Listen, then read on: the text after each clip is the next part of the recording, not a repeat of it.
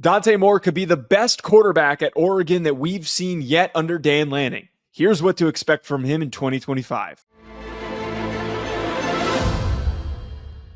Expectations should be high for Dante Moore as he takes over the quarterback spot for Oregon. We've seen some elite play over the last couple of years. But Ryan, what can we expect from Moore, who was once a very highly regarded recruit back in 2023? I mean, he is one of the more natural throwers that I've ever seen on the high school level coming out of the state of Michigan. I mean, he's one of those kids, Joe, that from a compromised platform, from different arm angles, he can generate a ton of velocity. And it's kind of hard to quantify in words, but like there just literally is not a throw on the football field that I believe Dante Moore cannot make when he's protected, when he's in rhythm. He is a special thrower, potentially. You really do see a natural thrower. You see a guy that it just feels really easy, another player that feels as though he was born to play quarterback.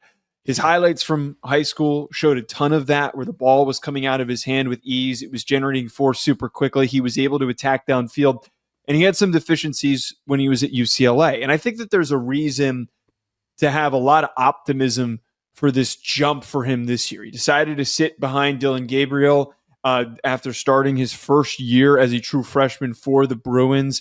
And after sitting and getting to learn this Will Stein system, we could see that huge jump. We witnessed that with two other guys, and one specifically who was incredibly erratic. Bo Nix, who originally first year under Kenny Dillingham, he comes from Auburn, 61% completion percentage, 7.1 yards per attempt.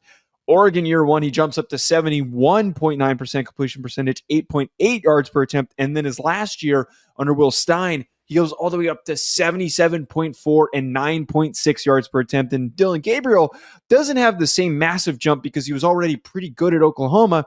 He goes from 69.3 completion percentage to 72.9%. So I think that the biggest thing and the biggest reason why I think Oregon fans and college football fans should be expecting a lot from Dante Moore is that we have seen Will Stein get the most out of the tools of the quarterbacks that he's had the availability to work with. Oh, no doubt. I think that it's a very quarterback-friendly system, obviously, which is why we've seen guys like Nix and Gabriel go there and kind of be, not reclamation projects in terms of Gabriel, but become better football players ultimately in that system the last couple of years. You know, Kenny Dillingham, you could throw into that bucket as well for what he did before Will Stein, but you saw that ascension as quarterbacks. Dante Moore has every talent out there to be a special quarterback on the college level. But the big thing here, Joe, is that he needed to be humbled a little bit after his year at UCLA. And honestly, it told me a lot about growth for him to be able to go to Oregon and be a backup for a year and to kind of have that redshirt opportunity to be able to sit back and grow behind a player like a DeLeone Gabriel. So I think in that quarterback friendly system with the natural tools he has, I think that the upside is almost unlimited. You also see in that same recruiting class, Malachi Nelson bounce from school to school. You see Jaden Rashada starts his first year for a few games at Arizona State, bounces around. He's in an unsettled situation. He ends up working his way down to smaller programs and is going to be playing for Sac State this year. I think that it took a lot of maturity for Dante Moore to return to a school that he was originally committed to go and decide to sit behind DeLeone Gabriel and use that as that learning growth opportunity. And I think it's truly going to pay off.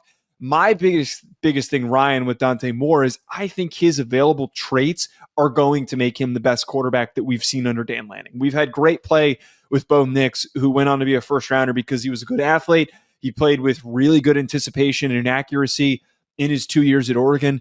DeLeone Gabriel steps in. He was a super accurate and consistent player this season, but I think now there's an ability to really, really threaten and attack downfield with some of these receivers that are in the mix for the Ducks.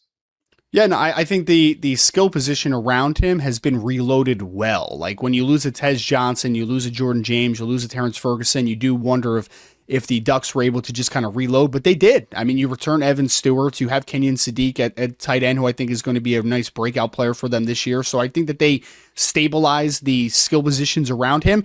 It's going to come down to the offensive line, man. You lost Josh Connerly, you lost a Johnny Cornelius. I know they got Isaiah World coming in from Nevada, who is a very talented football player if he's able to make that type of transition to Oregon. So I like the skill that's around him. I like the system that he's in. Now it's all about is for Dante Moore to take that potential and actualize it into production in 2025.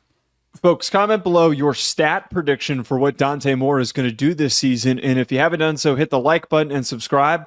We'll talk to you later.